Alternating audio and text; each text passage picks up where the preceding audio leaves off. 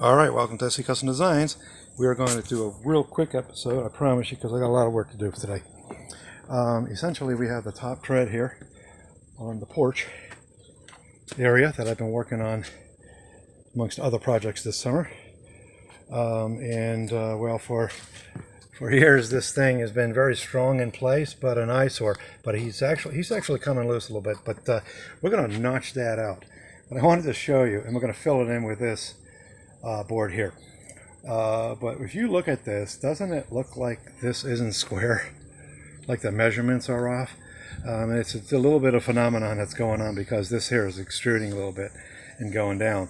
So simply what we're going to do is get a jigsaw, we're going to cut that out, and then we're going to cut a piece here from here, and we're going to then biscuit joint him in there.